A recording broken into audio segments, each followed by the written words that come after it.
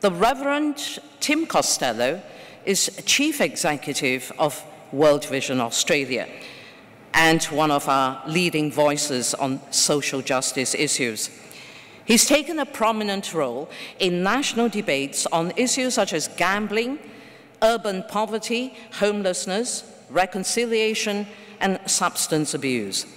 The Reverend Costello has also been instrumental in keeping global poverty on the national agenda since February 2004, when he joined World Vision Australia as Chief Executive. In 2004, he was named Victorian of the Year.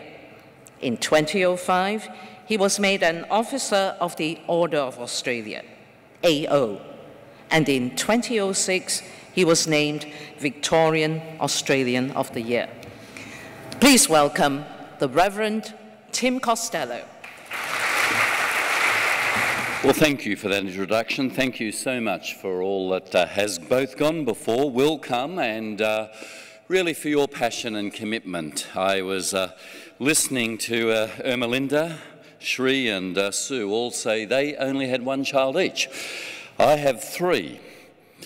I failed my own marriage advice I do in pre-marriage counselling. I say to couples now, when it comes to children, never let them outnumber you. That's my own personal experience. But we all are, those of us who are parents, absolutely passionate about our children and would prefer to take any hurt or blow rather than them suffer. They aren't always necessarily aware of this passion or even thankful. I remember not so long ago applying to each of my three now adult children to their Facebook to be their friend. All three refused me. Here I've raised them and supported them. What's going on?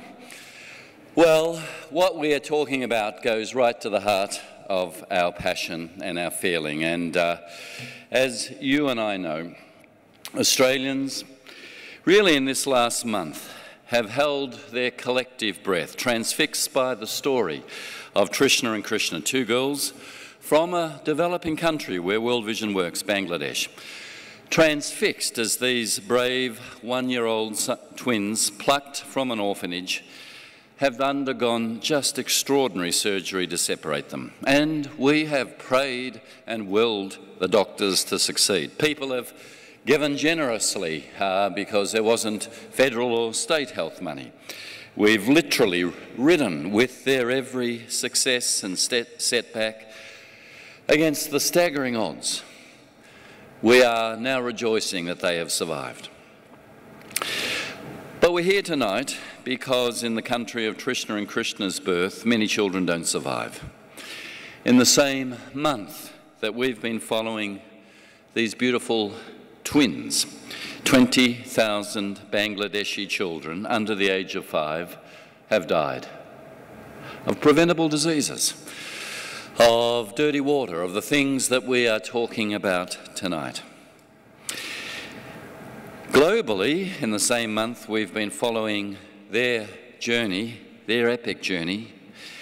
730,000 children under the age of 5 have died in our world.